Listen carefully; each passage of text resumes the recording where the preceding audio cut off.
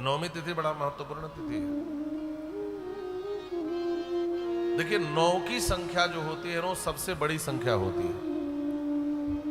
9 से फिर बड़ी संख्या बनानी हो तो आपको फिर से 1 और 0 लाना पड़ेगा।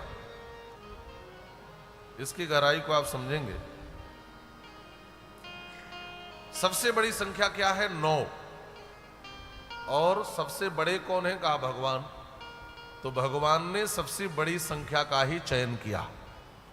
भगवान पूर्ण है।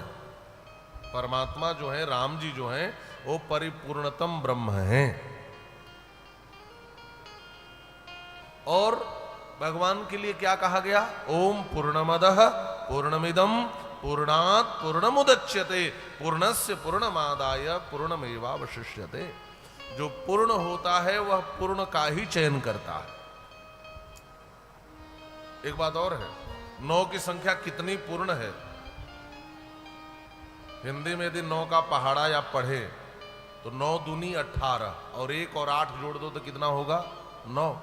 3 27, 2 7 जोड़ दो तो कितना होगा? 4 36, 3 6 जोड़ो कितना होगा? 5 45, 4 5 जोड़ दो। 6 54, 5 4 जोड़ दो। 7 63, 6 3 जोड़ दो। 8 71, 7 1 जोड़ दो। 9 81, 8 1 जोड़ दो। और 10 90, 9 और 0 जोड़ो 9। पूरी संख्या को जोड़ भी दोगे 9 का पहाड़ा लेकर तो भी 9 ही आएगा। ऐसे ही भगवान पूर्ण है। अजय मत समझना कि भगवान बैकुंठ छोड़कर राम जी के रूप में यहां आ गए तो बैकुंठ खाली हो गया होगा। नहीं, वहां भी वो नारायण के रूप में है और यहां भी राम जी के रूप में है। उस पूर्ण से पूर्ण निकल भी जाए तो वह पूर्ण ही बचता है। पूर्णस्य पूर्णमादाय पूर्णमेवावशिष्यते। वह पूर्ण ही है, वह कभी अपूर्ण नहीं होते। तो 9 की संख्या को राम जी ने चुना। और दूसरी चीज है, उन्होंने 9वीं तिथि को चुना। अच्छा, 9वीं तिथि को ज्योतिष शास्त्र में रिक्ता तिथि कहते हैं। रिक्ता, अरे बड़ा विचार है। और हमारे श्री अयोध्या जी में जो चैत्र शुक्ल पक्ष होता है ना, 15 दिन, तो पहले तो मैं यहां पर नित्य श्री लक्ष्मण किला में नित्य कथा सुनाता था संतों को, नित्य अयोध्या जी में। तो यहां तो रामनवमी के अवसर पर 15 दिन तक केवल राम जन्म की ही मीमांसा होती है। केवल राम जन्म की एक एक चीजों पर विचार है कि राम जी ने इस तिथि को क्यों चुना, इस पक्ष को क्यों चुना, इस महीने को क्यों चुना, इस ऋतु को क्यों चुना। एक एक चीजों पर विचार है। इस समय को क्यों चुना, इस मुहूर्त को क्यों चुना, इस नक्षत्र को क्यों चुना। एक एक चीजों पर विचार है। 9वीं तिथि ज्योतिष शास्त्र की दृष्टि से रिक्ता तिथि है। एक बार एक देवी भगवान के दरबार में रोती पहुंच गई। भगवान ने पूछा, देवी कौन हो, क्यों रो रही हो? उस देवी ने कहा, प्रभु मैं इतनी बुरी थी तो आपने मुझे बनाया क्यों? भगवान ने पूछा, अरे हो कौन? उसने कहा, प्रभु मेरा नाम है नौमी। क्यों रो रही हो? कहे, जितने ज्योतिषी है ना, सब मेरे पीछे हाथ धो करके नहीं, नहा धो करके पड़ गए हैं। जब देखो तो एक ही बात कहते हैं, कोई शुभ कर्म करना हो तो 9वीं में मत करना, कोई शुभ कर्म करना हो तो 9वीं में मत करना। मैं इतनी बुरी थी तो आपने क्यों बनाया? भगवान ने कहा, अच्छा अच्छा दुखी मत हो, तुमको कोई स्वीकार नहीं करता। 9वीं ने कहा, कोई नहीं स्वीकार करता, शुभ कर्मों में कोई रिक्ता तिथि को स्वीकार नहीं करता। तो भगवान ने कहा, चिंता मत करो, सुनो, मैं 9वीं तिथि को ही प्रकट होकर आऊंगा। और जब मैं प्रकट होकर आऊंगा तो दुनिया का सबसे बड़ा उत्सव रामनवमी को ही मनाया जाएगा। सबसे बड़ा उत्सव। और भगवान ने इस 9वीं को भी पूर्ण कर दिया, इस रिक्तता को भी पूर्ण कर दिया महाराज। हाँ, एक बात कहूं, जहां बहुत से भक्त एकत्रित हो जाए ना, वहां पर कुंभ लगता है। आज भी कुंभ में सबसे अधिक भीड़ होती है। और जहां सबसे बड़ा कुंभ लगता है वो है तीर्थराज प्रयाग, सबसे बड़ा कुंभ। और अभी 2025 में फिर लगने वाला है पूर्ण कुंभ, इस बार 12 वर्ष वाला। तो जहां सारे लोग एकत्रित हों वहां कुंभ। लेकिन आपने कभी सोचा है कि तीर्थों का कुंभ कहां लगता है? सारे लोग तो तीर्थ में जाते हैं स्नान करने, पाप धुलने, लेकिन तीर्थों का कुंभ कहां लगता है? कहा तीर्थों का कुंभ तो श्रीधाम अयोध्या जी में लगता है।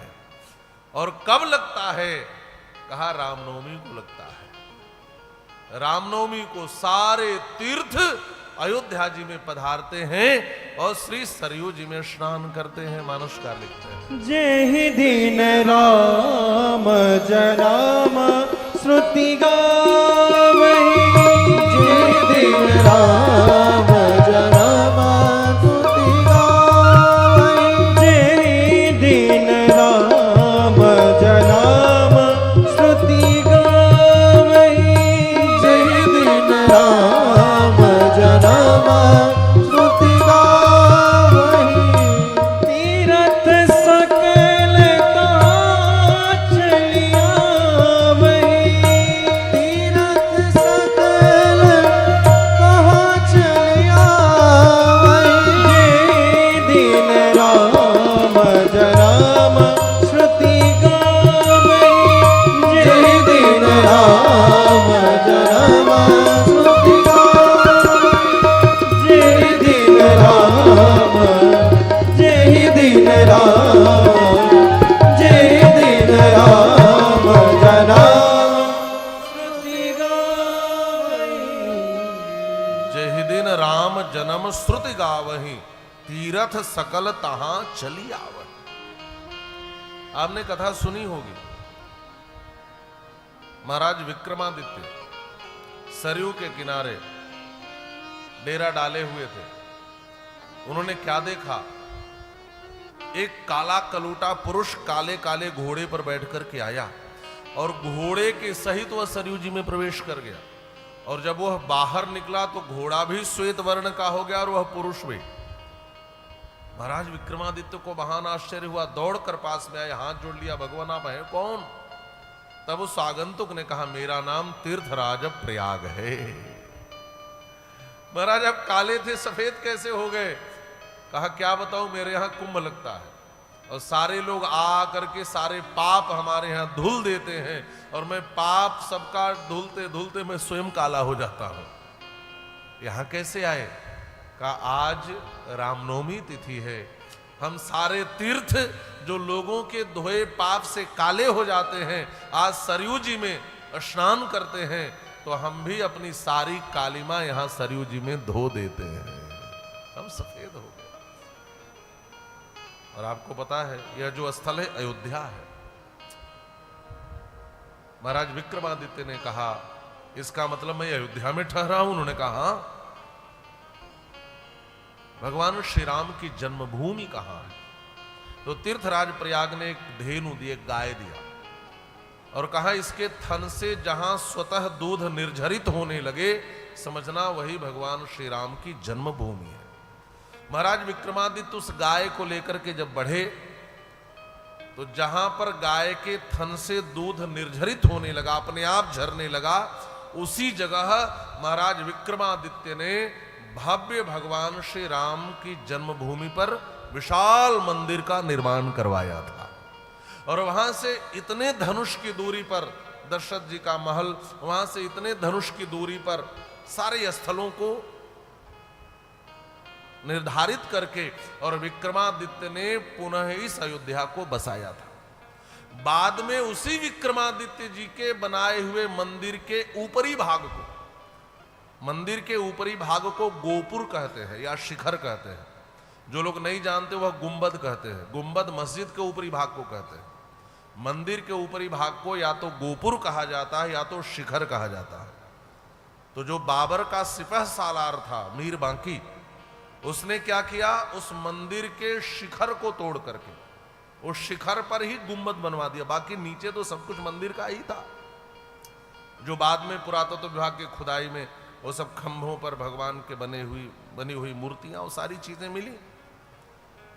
तो इस अयोध्या के प्रकाशन में, पुनर्प्रकाशन में बड़ी भूमिका तो महाराज विक्रमादित्य की है ही, लेकिन उस विक्रमादित्य का मार्गदर्शन जिसने किया वह तीर्थराज प्रयाग थे, और तीर्थराज प्रयाग भी रामनवमी को अयोध्या जी में डुबकी लगाने आते हैं महाराज। इतनी महिमा है। इसलिए मैं तो एक बात जरूर कहूंगा कि आप लोग अयोध्या जी आए हो तो सरयू जी जरूर स्नान करना। सबने कर लिया, ये अच्छी बात है। आज लोग आते हैं तो पूछते हैं कि महाराज जी त्रेता का इस समय अयोध्या में क्या है?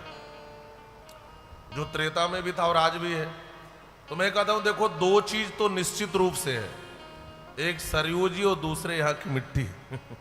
इन दोनों चीजों में तो कोई संदेह नहीं है। सरयू में डुबकी जरूर लगाना और यहाँ के रज को अपने मस्तक से लगाना।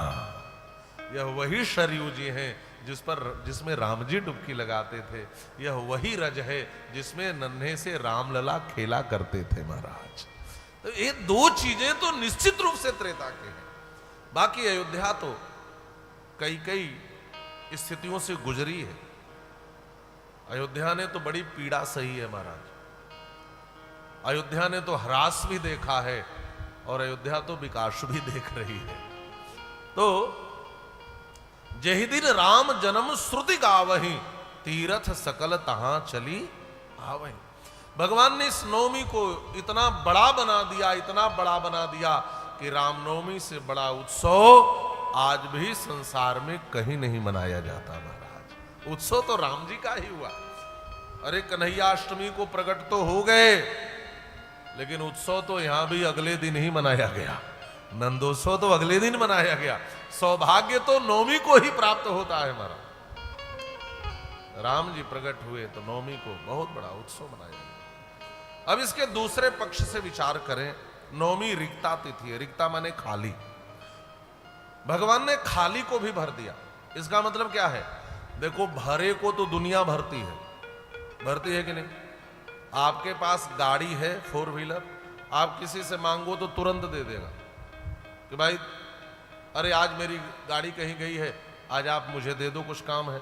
लेकिन जिसके पास नहीं है ना, उसको दुनिया के लोग नहीं देते। सोचते हैं इसको दूंगा तो ये भी कभी देगा। भरे को दुनिया भरती है, खाली को कोई भरना नहीं चाहता। लेकिन चिंता मत करना, हमारे राम जी दुनिया वाले नहीं हैं। भरे को दुनिया भरती है, लेकिन जो खाली को भी भर दे वही श्री राम कहा जाता है महाराज। वही राम कहलाते, वही राम ही है। जो खाली को भी भर दे, जो रिक्ता को भी भर दे, जो रिक्तता को भी भर दे, जो खालीपन को भर दे, वह है भगवान, वह है श्री राम। यदि आप नवमी की मीमांसा को ठीक से समझ गए तो आप राम जी को प्रकट करने का सूत्र समझ जाएंगे। अब ध्यान से सुनेंगे। नवमी रिक्ता तिथि है और भगवान इसी रिक्ता में प्रकट हो गए। इसका मतलब यह है, आध्यात्मिक पक्ष से विचार करो, अयोध्या क्या है? हमारा यह जो शरीर है ना, यही अयोध्या है।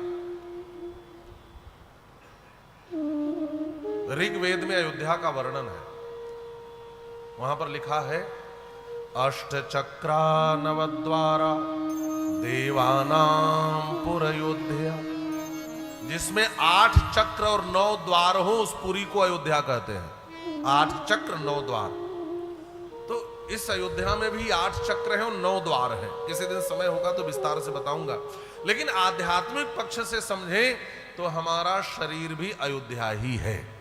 हमारे शरीर में भी 8 चक्र हैं और 9 द्वार हैं।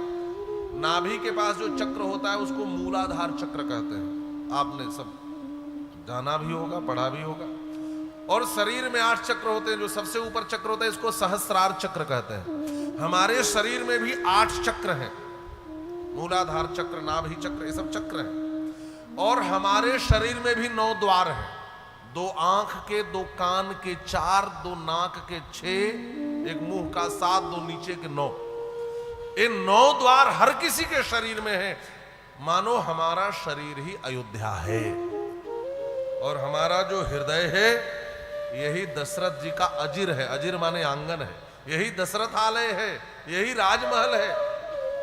हम सबको भी अपने शरीर रूपी अयोध्या के दशरथालय में हृदय के राजमहल में राम जी को प्रकट करना हो तो क्या करें?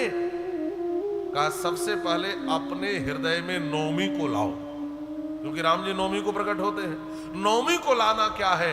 कहा नौमी लाने का मतलब है हृदय को रिक्त करो, हृदय को खाली करो। हृदय खाली है क्या? खाली है? काम है, क्रोध है, लोभ है, किसी से जलन है, ईर्ष्या है, अरे बाप रे इतनी चीजें भरी हैं महाराज, इतनी चीजें भरी हैं, इतनी चीजें भरी। अच्छा भगवान को बुला करके इसी गंदगी में बैठा दोगे क्या? ये सब कूड़ा है, कचड़ा है, करकट है। जिसके हृदय में ये सब भरा है वह भगवान को बुलाकर कैसे बैठाएगा? गाते भी होंगे आप, तुमने आंगन नहीं बुहारा, कैसे आएंगे भगवान? आंगन बुहारने का मतलब क्या है? हमारे हृदय के आंगन में ये जो कूड़ा कचड़ा, ये जो लोभ मोह मात्सर्य ईर्ष्या जलन द्वेष ये सब भरा है, इस गंदगी को साफ करो, हटाओ।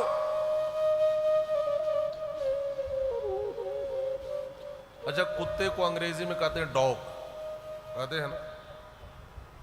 उस कुत्ते को बैठना हो डॉग को तो पहले वो पूंछ से साफ करता है फिर बैठता है, ऐसे नहीं बैठता। और डॉग को उल्टा कर दो तो क्या बनेगा? DOG डॉग और GOD गॉड। तो यदि गॉड को आप लाना चाहो, माने भगवान को यदि बैठाना चाहो, तो महाराज बिना सफाई के वो कैसे बैठेंगे? बात समझ में आ रही है? सफाई तो चाहिए। जिसका हृदय रिक्त हो, जिसका हृदय खाली हो, वहीं भगवान आते हैं, वहीं पूर्णता का प्रवेश होता है। यदि रिक्तता नहीं होगी तो पूर्णता का प्रवेश ही नहीं होगा। जो पूर्ण है वह खाली स्थान देखेगा तभी तो बैठेगा। और हमारा हृदय खाली कहां है? गोपियों ने एक बार वंशी चुरा ली और उस वंशी से पूछा, क्यों री वंशी, हम सब श्री श्याम सुंदर से इतना प्रेम करती हैं, लेकिन तेरे भीतर कौन सी विशेषता है कि निरंतर अपने हाथ के पलंग पर सुला करके, अधरों का तकिया लगा करके, अपने अंगुलियों से तुम्हारा चरण दबाते हुए अपने अधर सुधा रस को पिलाते रहते हैं? तेरे भीतर कौन सी विशेषता है? तो उस बांसुरी ने कहा, गोपियों मेरे भीतर मेरी कोई विशेषता नहीं है, यही मेरी सबसे बड़ी विशेषता है। मैं अंदर से खाली हूं, मैं अंदर से रिक्त हूं, मैं अंदर से फोफली हूं। वह श्याम सुंदर मेरे भीतर से जो भी स्वर भरना चाहे वह स्वर निकलता है। मेरे भीतर मेरी कोई विशेषता नहीं, यही मेरी सबसे बड़ी विशेषता है। ध्यान से सुनेंगे। और हम भगवान के पास जाते हैं तो विशेषताओं को लेकर जाते हैं। हम बहुत बड़े PhD होल्डर हैं, हम तो डिलीट की उपाधि लिए हैं महाराज, लोग कहते हैं। कोई डॉक्टर ऑफ लिटरेचर बनकर जा रहा है, कोई PhD की डिग्री लेकर जा रहा है, कोई बहुत बड़ा विद्वान बनकर जा रहा है, कोई बहुत बड़ा धनपति बनकर जा रहा है। शास्त्र कहते हैं भगवान ये सब देखते ही नहीं है। भगवान बस एक चीज देखते हैं, आपका हृदय रिक्त है कि नहीं है। ईश्वर को प्रकट करना चाहो तो सूत्र यही है, बांसुरी की तरह, वंशी की तरह अपने हृदय को खाली कर दो। वह जो स्वर भरे वह स्वर आपके भीतर से निकले। भगवान जो भरे, अपने भीतर स्वयं से कूड़ा करकट कचड़ा, कामनाएं, इच्छाएं, वासनाएं ये सब मत भरो। कहीं लोकेषणा, कहीं वित्तेषणा, कहीं पुत्रेषणा, ऐषणाओं से वंचित कहां कोई है? अरे बड़े बड़े महात्मा भी पुत्रेषणा से बच जाते हैं, धनेषणा से भी बच जाते हैं, लेकिन लोकेषणा से नहीं बच पाते हैं। वो भी कीर्ति के लिए, वह भी यश के लिए दौड़ पड़ते हैं। हमारा ऐषणाओं से रिक्तता हो जाए। आपने तबला देखा है, ये सब भीतर से खाली है। आप कभी हारमोनियम को खोल कर देखना, ये भी भीतर से खाली है। जहां भी मधुरिमा प्रकट होती है ना, जहां भी मिठास निकलती है, जहां भी स्वर प्रकट होता है, वो सब भीतर से रिक्त है, वो सब भीतर से खाली है। एक जैन दर्शन के बहुत बड़े विद्वान थे भारत में, वांके जी महाराज। एक इटली का प्रोफेसर एक बार उनसे मिलने आया। उसने आकर कहा, महोदय मैंने सुना है ईश्वर की सहज प्राप्ति कैसे होती है, यह सूत्र आपको पता लग चुका है, वह मुझे भी बता दे। जैन दर्शन के विद्वान बांके जी ने कहा, महोदय तुम इटली से चलकर आ रहे हो, एक कप चाय पी लो, फिर तुम्हारे प्रश्न का उत्तर दूंगा। उस प्रोफेसर ने कहा, महोदय मैं चाय पीने नहीं आया हूं, इंडिया से अच्छी चाय इटली से पी कर आ रहा हूं, मुझे मेरे प्रश्न का उत्तर चाहिए। अरे बांके जी ने कहा, मेरे अतिथि हो, कम से कम एक कप चाय तो पी लो। और किसी अतिथि के स्वागत के लिए इससे सरल कोई उपाय भी नहीं है आजकल, चाय पकड़ा देना, है ना। बांके जी ने अपने हाथ से चाय बनाई, प्लेट उसके हाथ में पकड़ाया, उसके ऊपर कप रखा और केतली से चाय उड़ेलने लगे उसके कप में। अच्छा, कप भर गया, उसके बाद भी चाय डालते रहे। अब तो कप के बाहर से चाय छलक छलक कर प्लेट में आने लगा, तो धीरे से मुस्कुराया। उसने कहा मन में कि मैं तो सोचा था ये बड़े विद्वान हैं, इनको तो ये भी पता नहीं कब भर गया फिर भी चाय डाल रहे हैं। तो उसको मुस्कुराते देखकर बांके जी ठठाकर हंसे और हंस करके पूछा, क्यों प्रोफेसर बात समझ में आ गई क्या? अब वो घबराया। उसने कहा, महोदय आप इस क्रिया से मुझे कुछ समझाना चाहते हैं? बांके जी ने कहा, भारतीय विद्वान उपदेश से कम क्रिया से अपनी बात ज्यादा समझाते हैं, और नहीं समझ पाए तो अब ध्यान से समझो, जैसे भरे हुए कप में एक बूंद अधिक चाय नहीं भरी जा सकती, वैसे तर्क वितर्क और कुतर्कों से भरे हृदय में ईश्वरीय ज्ञान का एक बूंद भी नहीं भरा जा सकता है। हम सबकी यही स्थिति है, इतने तर्क हैं, इतने वितर्क हैं, इतने कुतर्क हैं, हमारा हृदय खाली कहां है? और जहां जो चीज भरी है उसमें अलग से कुछ आप भर ही नहीं सकते हो, भरे कप में एक बूंद चाय अधिक नहीं भर सकते हो। तो इन चीजों से भरे हृदय में, तर्क वितर्कों से भरे हृदय में ईश्वरीय ज्ञान नहीं भरा जा सकता। और सुनो, मैंने यही सूत्र पाया है, जहां रिक्तता होती है वहीं पूर्णता का प्रवेश होता है। यही सूत्र मैंने पाया है। उस प्रोफेसर ने कहा, महोदय मुझे 6 महीने का समय चाहिए, मैं अपने हृदय को खाली कर लूंगा, फिर आपके पास आऊंगा। उस विद्वान वांके जी ने कहा, सुनो प्रोफेसर, रिक्तता आ जाएगी, यदि आपका हृदय खाली हो जाएगा तो मेरे पास आने की जरूरत नहीं है, वह पूर्ण ब्रह्म परमात्मा स्वयं तुम्हारे हृदय में प्रविष्ट हो जाएगा। हृदय को खाली करो। 9वीं तिथि रिक्ता तिथि होकर के यह संदेश देती है कि यदि उस परब्रह्म पुरुषोत्तम परमात्मा को अपने हृदय में प्रकट करना हो तो अपने हृदय को पहले खाली करो। यही 9वीं तिथि में छिपा हुआ सूत्र है। और क्या देखो, भगवान 9वीं तिथि को ठीक मध्य दिवस को आए। गोस्वामी तुलसीदास जी ने बड़ा सुंदर वर्णन किया है। 9वीं तिथि मधुमास पुनीता, 9वीं तिथि मधुमास पुनीता, 9वीं तिथि मधुमास पुनीता, 9वीं तिथि मधुमास पुनीता, पक्ष अभिजित हरि प्रीता, शुक्ल पक्ष अभिजित हरि प्रीता, मध्य दिवस अति शीतल घामा, मध्य दिवस अति शीतल घामा, मध्य दिवस अति शीतल घामा, मध्य दिवस अति शीतल घामा, पावन काल लोक विश्रामा, पावन काल लोक विश्रामा, शीतल मंद सुरभि बहमा,